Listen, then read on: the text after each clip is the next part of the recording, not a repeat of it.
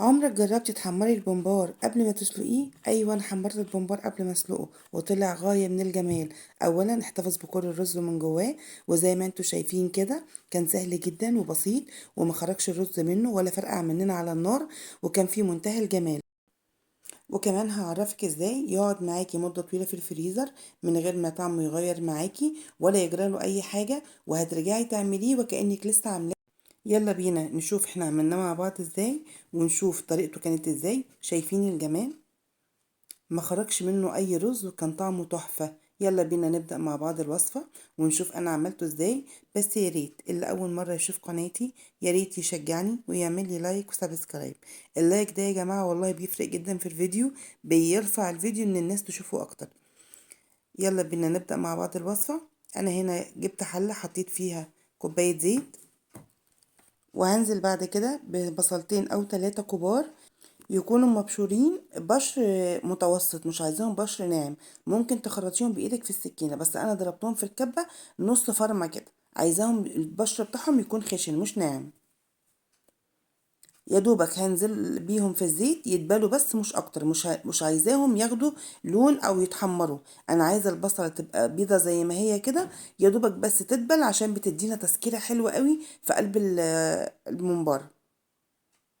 نزلت كمان بمعلقة فلفل أحمر، ودي بتفرق جدا جدا في الطعم. ما عندكيش فلفل أحمر زي ده كده، لو عندك فلفلاية مركونة عندك في التلاجة اضربيها وانت مع الطماطم بتحطيها.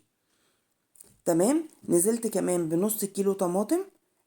أنا طبعا عندي الطماطم متفرزة فكانت سهلة عليا، مفيش مشكلة فيها.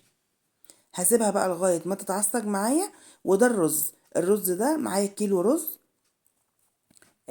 هغسله وهنقعه في المية حوالي 10 دقايق او ربع ساعة، مش اكتر من كده. خلاص التسبيكة كده خلاص كانت اتسبكت معانا. هنزل بيها على الرز وبعد كده الخضرة والتوابل اللي انا بحطها للمحشي. التوابل دي كانت عبارة عن ايه؟ ملح، فلفل، كمون، كزبرة ناشفة، قرفة، بهارات مشكلة، ومرق الدجاج. هنقلب بقى الخلطة مع بعض بالشكل اللي انتوا شايفينه ده كده. كده الخلطة بعد ما قلبتها تمام. هبتدي بقى ان انا احشي البمبار. البمبار كان عندي مغسول ومتنضف زي ما انتوا شايفين. وانا بصراحه متعوده اما باجي بحشي الممبار عامه لازم اخد حبه رز في طبق لوحده واحشي منهم عشان ما ازفرش الرز كله. يعني الحاجه بقت غاليه وحرام ان احنا هنزفره ومش هنستعمله هيترمى. انا هنا جبت الممبار وحشيته. انا بحشي بالقمع بصراحه، بحس ان هو بيسهل عليا الدنيا خالص وبتبقى الدنيا سلسه جدا معايا. بحشيه بالشكل اللي انتوا شايفينه ده كده، وباي ظهر شوكه رفيعه او اي حاجه عندك رفيعه نزلي بيها الرز. والراعي دايما واحنا بنحشي الرز في الممبار ما نخليش الممبار ياخد رز زياده، عشان هو ده اللي بيخليه يفرقع مننا على النار والرز يخرج منه، فبرضه هنخسر الرز على الارض. انا هنا بقطع الممبار بقطع زي ما انتوا شايفين كده على قد الحجم اللي انت محتاجاه. حباه كبير حباه صغير زي ما بتحبي اعملي، ده يرجع لذوقك انت.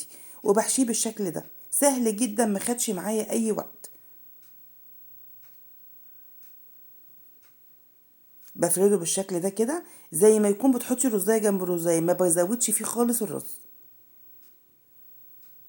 كده بتحافظي عليه ان هو يطلع سليم معاكي.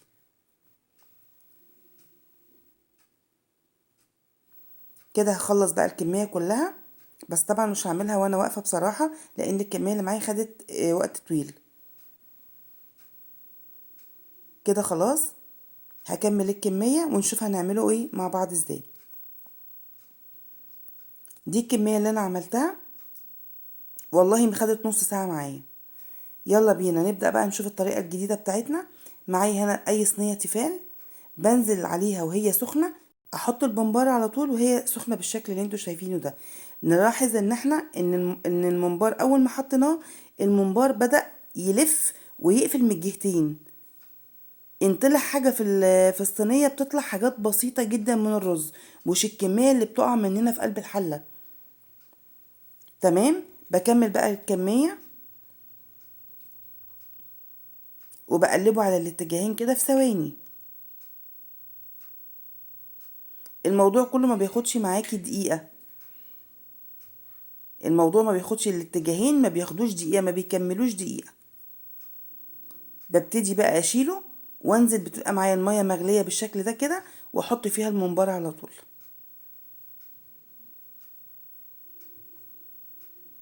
كده بتحافظي عليه ما يفرقعش منك ولا الرز يخرج منه، وبتحافظي عليه يطلع سليم معاكي ما فيهوش اي غلطة.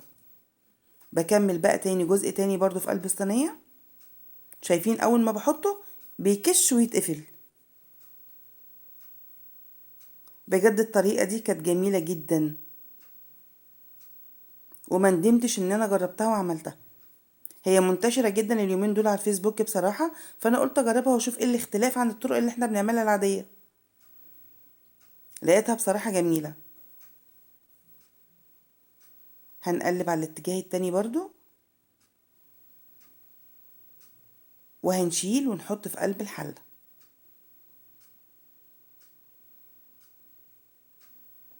هنسلقه السلق العادي بتاعنا خالص، هتحطي له حبة ملح.